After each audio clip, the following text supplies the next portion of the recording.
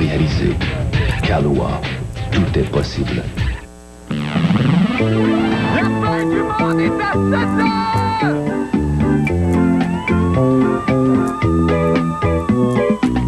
La fin du monde est à 7 heures, annonçait le téléviseur. La fin du monde est à 7 heures. Avant d'aller voir les amis, il faudra leur téléphoner. Il y a un temps pour chaque chose, la vie arrive, ce n'est pas rose. La fin du monde est à 7 heures. Nous sommes 3 heures après la fin du Le ciel monde. s'est enfin mis d'accord, éliminons de l'univers la race humaine par la mort. La parole est à Jupiter, envoyons donc un météore sur cette engeance que j'aborde, sauf sur Gertrude que j'adore. Jeudi 21 octobre 1999, l'affichage en français brime-t-il vraiment les libertés des anglophones? Who cares? Et le comédien Serge Thériault confond ses 2 pédales et est victime d'un accident d'automobile. J'ai déjà confondu 2 pédales, je n'ai pas eu d'accident. Mais cette fois-là, André Montmorency m'a fait une de ses babounes. J'en tremble encore. Ah, bonne fin du monde, mesdames et messieurs. Tout d'abord, des nouvelles de moi. Eh bien, je ne sais pas si vous êtes au courant, mais c'est aujourd'hui même que commencent en télévision les fameux BBM d'automne, où la grande course au code d'écoute, où toutes les émissions vraiment rivalisent d'ingéniosité, de scoop, pour accrocher l'attention et l'intérêt de toi, ma public. Par exemple, ce soir, là, à l'instant même où je vous parle, M. Simon Durivage présente son bulletin en direct de la fameuse toilette silencieuse de Pauline Marois. Je vous le jure, est-ce qu'on peut mettre la télé à TVA derrière moi? Regardez bien. Avec ça, du papier de toilette. Eh bien, vous allez le voir à l'instant. Mais bon, moi, je ne suis pas plus fou qu'un autre, et moi aussi, j'ai envie d'augmenter mes ratings. Alors, c'est pourquoi j'ai pensé que c'était l'occasion rêvée ce soir d'aborder un sujet des plus vendeurs pour les codes d'écoute, c'est-à-dire l'incompatibilité fondamentale qui existe entre l'art et la politique. Hein? Hein? Hein? Hein? Hein? Hein? Je te fais chier, hein, là, Simon? Avec ça, du papier de toilette. Eh bien, vous allez le voir à l'instant. Me semble bien. Alors, nous avons pensé à un nouveau segment ce soir que nous avons appelé les Sculpture News. En route. Eh bien, vous savez probablement que la semaine dernière, le Sénat américain a refusé de ratifier le traité de désarmement nucléaire, hein, ce qui signifie, à peu de choses près, là, que vous allez tous mourir dans de souffrances atroces. Mais pas moi! Non, parce que moi, j'ai la soif de vivre. Très fort. Très, très fort. Eh bien, pour nous parler des enjeux de ce vote du Sénat américain, je reçois le journaliste et modèle vivant, M. Marc Laurando, qui va venir en discuter avec nous. M. Laurando, Bonjour, bonsoir encore une fois. C'est un plaisir. Et re-bienvenue. Oui. Alors, je vous en prie, si vous voulez bien être assez gentil et modèle vivant pour prendre une place. De prendre la pause. De prendre la pause, laquelle vous semblera le plus à l'aise. Confortable ou... Confortable, et évidemment, qui vous met en valeur le plus possible. Ouais, pas trop pompeuse. Non, la plus simple possible. Bon, OK, alors moi, je retourne ici. Monsieur Laurando, évidemment, on est un petit peu loin de tout ça, nous, ici. Quoi qu'on s'y intéresse et qu'évidemment, on est tributaire des décisions comme celle-là, mais c'est un jugement, en fait, c'est un vote épouvantable. C'est une grosse affaire qui s'est passée. On n'a pas vu d'équivalent. Remarquez que le système américain est comme ça. C'est-à-dire qu'à cause du système des poids et contre-poids, pour ce qui est des traités internationaux, quand le président doit en signer avec des pays étrangers, ça doit être ratifié par le Sénat. Sauf qu'il est exceptionnel qu'on appose un droit de veto sur un traité important. Et ce traité, entre parenthèses, est un des plus importants depuis la Première Guerre mondiale. Oui, c'est ça. Et on l'a bloqué, bien sûr, on a apposé un veto. Ça ne s'était pas vu depuis 1920, quand le Sénat a bloqué l'acceptation de la Société des Nations. Ah, mais ça, c'est juste une jambette politique. C'est vraiment un petit croc en jambe que les républicains ont voulu servir aux démocrates. Il reste un an avant les prochaines élections. Il y a plus il y a plus de dimensions que ça. Il y a évidemment une certaine revanche face à Clinton qui a mal vendu son projet. Il y a de la partisanerie aussi. Il y a un peu de relent de l'affaire Lewinsky. On n'est pas parvenu à le destituer à ce moment-là. Il y a des républicains qui le regrettent. Mais il y a aussi un autre phénomène qu'on appelle l'isolationnisme, c'est-à-dire la peur de trop se mêler des questions internationales. C'est une idée qui est dans l'air ces temps-ci. Oui, chez les Américains aussi. Oui, c'est peut-être pas... prétendent la police mondiale. Oui, exactement. C'est peut-être pas un courant majoritaire, mais il est quand même influent. Pat Buchanan, qui est candidat à la présidence et qui, lui, est sur la droite aussi, présentement, a écrit un livre où il dit qu'en 1941, les Américains n'auraient jamais dû intervenir lors de la Seconde Guerre mondiale pour sauver la situation. Ça donne l'idée. Mais là, excusez-moi, qu'est-ce que l'opinion publique américaine pense de ça? J'ai entendu M. Clinton faire un discours à la suite du vote au Sénat, dire je crois pertinemment que les Américains un jour vont revenir et vont faire des pressions pour que ça soit revoté ou réadapté, ce traité-là. Oui, mais peut-être sera-t-il trop tard. Ouais. 80% des électeurs, en fait, de la population est en faveur de la signature de ce traité. La plupart des grands journaux, les éditorialistes du New York Times, Washington Post, ont dénoncé ça. The Economist à Londres, les chefs d'État étrangers, le président de la France, M. Gerhardt de l'Allemagne, évidemment M. Chirac de France, les trois ont envoyé une lettre où ils s'adressent directement au Sénat pour rappeler l'importance de ce traité. Non, il y a une sorte de mobilisation. On n'est pas en accord là, avec le Sénat. Il reste que le message qui est lancé à la communauté mondiale, c'est épouvantable. Le message, c'est que les affaires domestiques comptent plus que les affaires internationales. Oui, vous disiez le message qui est envoyé au Pakistan, c'est que c'est un pays qui a l'arme nucléaire, qui a fait des tests. Et le but de ce traité, on ne l'a peut-être pas dit, mais c'est d'arrêter les tests nucléaires. Et il vient d'avoir un coup d'État au Pakistan. On est passé à un régime militaire plus dur. Et ce régime est en conflit avec l'Inde, qui a aussi l'arme nucléaire. Espérons que ça dégénérera pas, évidemment. C'est un très mauvais message à envoyer. Et M. Laurando, excusez-moi, c'est tout le temps qu'on a. On pourrait en discourir pendant des heures. Merci infiniment d'avoir accepté de poser pour nous et de répondre à nos questions. Vous pouvez apporter ça à la maison, l'offrir à Anne-Marie, qui, je suis sûr, va en faire un bon usage. Oui, merci beaucoup. On va passer à l'histoire avec ça. Oui, j'ai bien l'impression. Merci infiniment, M. Laurando. Au revoir. C'est dur de laisser une œuvre, hein? Je trouve ça bien dur. Maintenant, pour les nouvelles de la fin du monde, on retourne au bureau. Ça fait mal de faire quelque chose, l'envoyer comme ça, comme un enfant. Bon, je ne sais pas si vous êtes comme nous, mais là, nous, toute la journée au bureau, là, on a parlé que d'une chose, l'accident. L'accident de voiture du comédien Serge Thériault qu'on pouvait voir à la une du Journal de Montréal ce matin. Si vous saviez les débats que ça a lancés dans le bureau, alors, certains étaient pour, d'autres étaient contre. Bon, d'autres ont élargi la discussion à savoir quelle personnalité québécoise ils préféraient voir dans un accident d'auto. Alors, on a fait une enquête et curieusement, c'est le journaliste Bruno Guglielminetti qui s'est retrouvé en tête de liste. Moi, je ne le connaissais pas, mais après avoir vu sa photo sur la jaquette de son nouveau livre, Internet, les 1000 meilleurs sites en français de la planète, je n'ai pas pu faire autrement que de me ranger du côté de la majorité, vraiment. Alors, à la demande générale, voici donc Bruno Guglielminetti.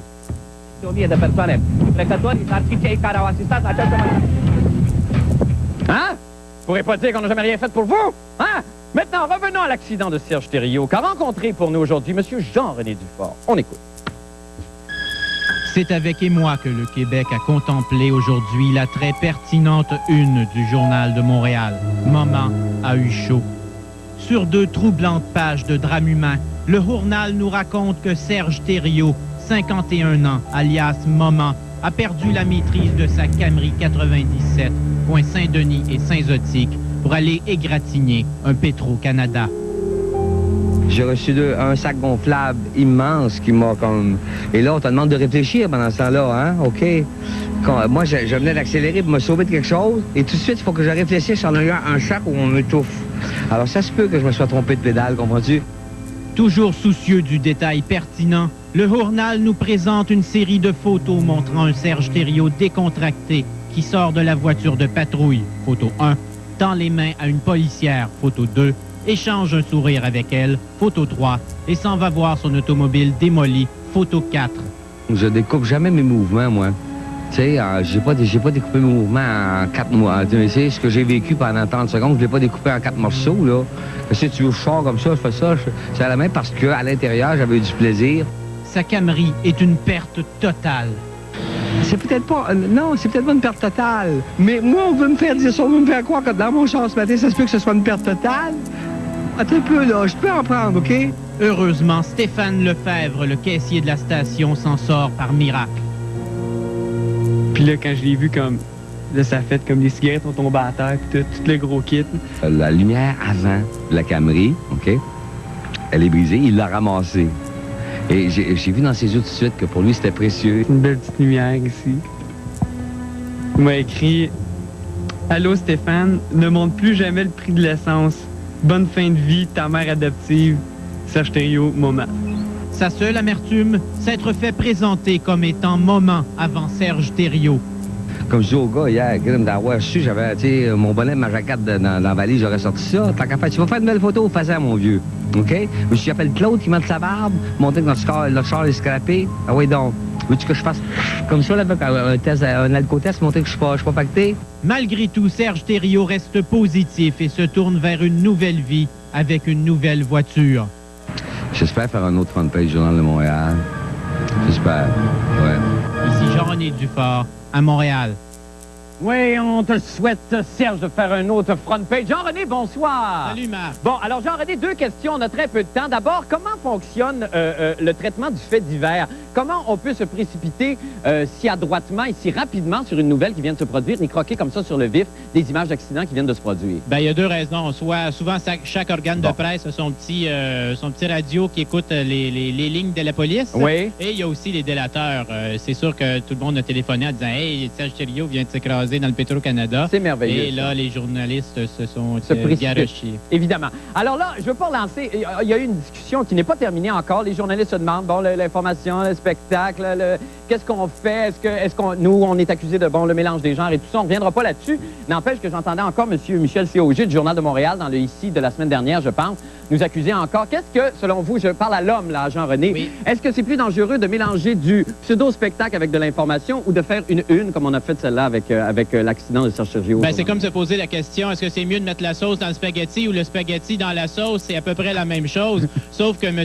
Michel Caugier devrait peut-être regarder dans sa cour parce que c'est un fait divers, somme toute banal, et on peut se poser la question, est-ce que ça mérite une? Est-ce que c'est pas un peu de l'éco-vedettisme? Ah, peut-être un peu, on doit se laisser là-dessus, malheureusement, Jean-René. Il n'y a aucun problème. Il n'y a aucun problème, Jean-René. Nous allons faire une petite pause et nous revenons avec d'autres nouvelles. Je vous en prie, restez là.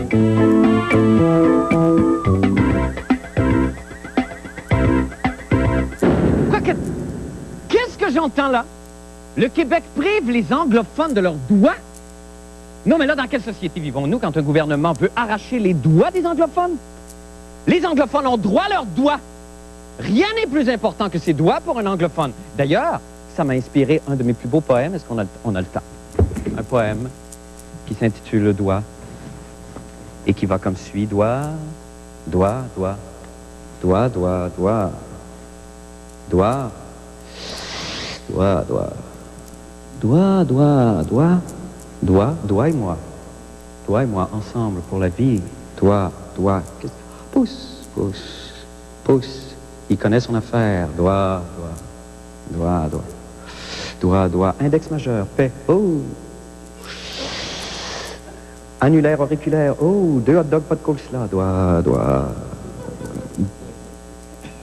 Quoi? Doigt dans l'oreille, quoi? On me dit que ce sont les droits et non pas les doigts des anglophones qui sont menacés par la loi sur l'affichage au Québec. Et tout ça à cause d'un verdict de la juge Danielle Côté au sujet d'une plainte concernant l'affiche d'une petite boutique de Knowlton en Estrie, doigt. Et cela au moment même où les anglophones et francophones de la province avaient à peu près trouvé un terrain d'entente sur ce sujet. Ah, Madame la juge! Oh! Je prendrais bien le temps de vous montrer un de mes doigts. Mais regardons plutôt le reportage de Patrick Masbourian, qui semble-t-il, lui, a trouvé la solution pour un peu raccommoder tout le monde. Doigt. Les voici repartis here they go. Se soustrayant à la loi 101, 2 antiquaires des cantons de l'Est ont traîné en cours le gouvernement de la belle province. Hier, la Cour du Québec leur a donné raison en déclarant inopérants 2 articles de la Charte de la langue française, ce qui ouvre la voie à un affichage bilingue. C'est une longue lutte pour nous d'obtenir l'égalité, la reconnaissance de la liberté au Québec. Alors, c'est ce que le juge a dit, parce que hier, le juge a dit ceci. La situation normale, c'est que les gens soient libres de s'afficher comme ils veulent s'afficher. Il commence à être temps qu'on sorte de ce pays-là, parce que nous, au MNQ, on veut défendre la loi 101. On pense même qu'il fallait la renforcer. On est même pour le linguisme français au Québec dans l'affichage. Depuis quelque temps, on retient des jeunes qui ont envie de se battre pour avoir un pays, puis ont envie de casser des vitrines parce que les Canadiens ne respectent pas notre peuple et notre langue. On va pas les retenir trop longtemps. Wow, tabarnak! Ça va faire le niaisage. Ça fait des années qu'on entend les mêmes conneries puis que le débat tourne en rond. Il est grand temps que la fin du monde prenne les choses en main avant que la gang à Villeneuve casse tout. Notre solution, fuck les langues, place au pictogramme.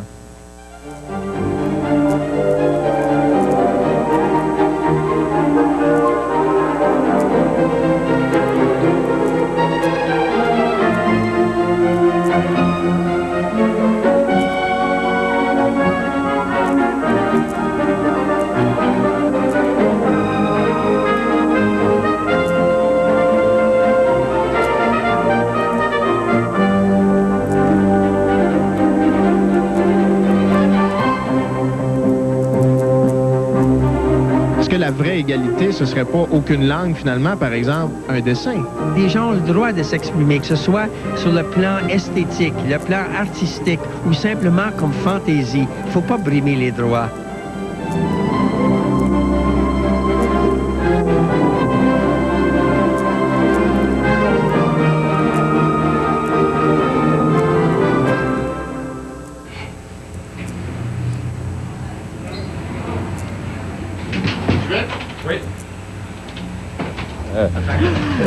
Bravo, Patrick Masbourian, bonsoir.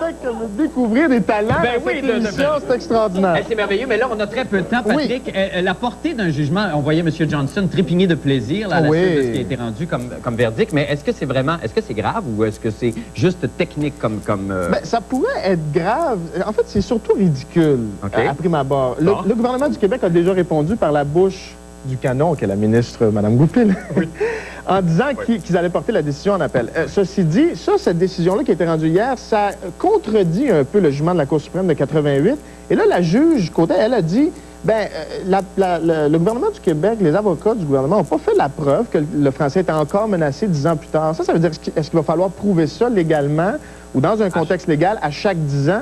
C'est ça qui devient un peu ridicule, finalement, et qui va possiblement engendrer un bordel. Et ça ouvre une brèche. C'est bien évident que là, les Anglais vont se mettre à... C'est un précédent.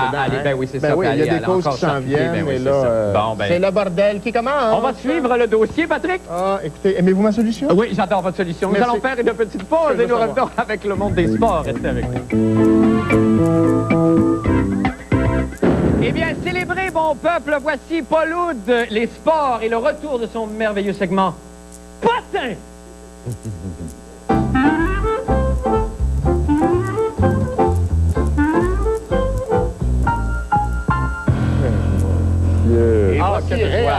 Oui, bonsoir, Paul. La clarinette de Sidney Bechet.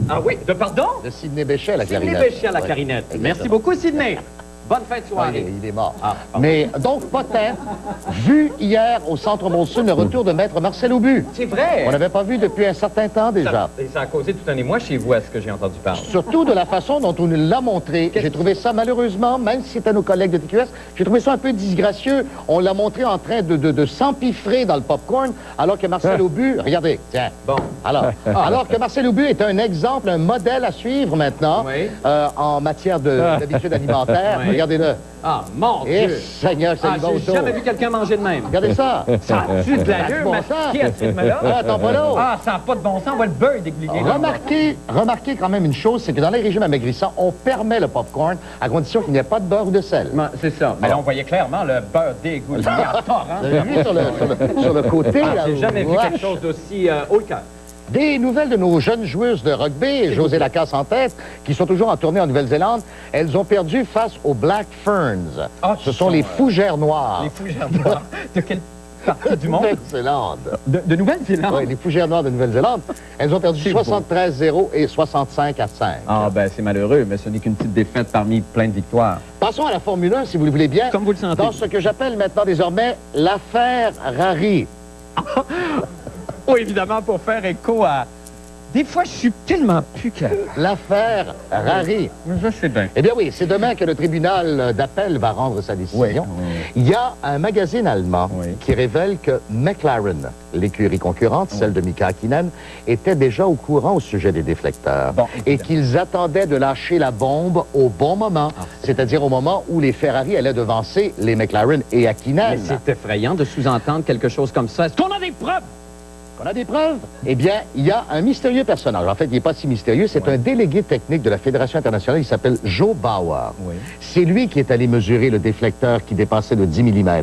Or, demain, lorsqu'on va rendre le jugement, la décision de disqualification des Ferrari pourrait être renversée sur un point technique. C'est que Joe Bauer était un délégué de la FIA, mais il ne faisait pas partie des 3 commissaires techniques de l'épreuve. OK, donc il n'y a pas la crédibilité ou... C'est-à-dire qu'il a la crédibilité, mais il n'était pas le commissaire, il n'était pas un des 3 commissaires techniques. Alors ça compte pas, finalement. Donc, Bernie Ecclestone, le grand argentier, pourrait voir son désir se réaliser. On pourrait réhabiliter, en quelque sorte, les deux Ferrari et se diriger vers un final de Formule 1 absolument incroyable au Japon. Ça, c'est au Japon dans la semaine prochaine. La semaine prochaine. Exactement. C'est extraordinaire. Alors, c'est à suivre, c'est demain la décision. OK, ben on suit ça. L'affaire Ferrari. Ah oui, ça va être très bon. On en parle demain, j'imagine, dans la chronique Sport, Paul. Merci beaucoup. Oui, la Ferrari, oui, Paul, qui l'aime-tu? OK, merci, Paul. On a pensé à ça ce matin, c'est très bon. Alors, on va faire une petite pause et revenons avec le cowboy. Son cheval Trigger nous dire le temps qu'il fera. Reste avec nous. Et à 7 heures. Au moment de jeter un coup d'œil maintenant au temps qu'il fera avec notre météorologue amateur de la semaine, le cowboy José Coutu, qui, si je ne m'abuse, est avec Trigger ce soir. Ah, mon Dieu, Trigger qui filme manifestement pas, qui a vu Marcel au but, l'image mal au cœur du popcorn. Comment allez-vous? Ça va très bien, Claude, vous? Oui, ça va très bien. Allez-y avec la météo, José. Ce soir, il va faire 5, puis des nuages, puis demain 11, puis il va mouiller. Ah oui? Ah, boy, ça l'a mis de bonne humeur. Oui, ça l'a mis de bonne humeur. Hey, quelle belle bête, quand même. Là, je vais m'en aller chez nous. Ah, ben, c'est vous retournez vers l'ouest. C'est vrai, ça. OK, ben, bye, José. À demain. Merci. Bye, tout le monde. À demain. Ah, c'est bon. Surveillez la chronique de la fin du monde dans le cahier week-end du Journal de Montréal et du Journal de Québec.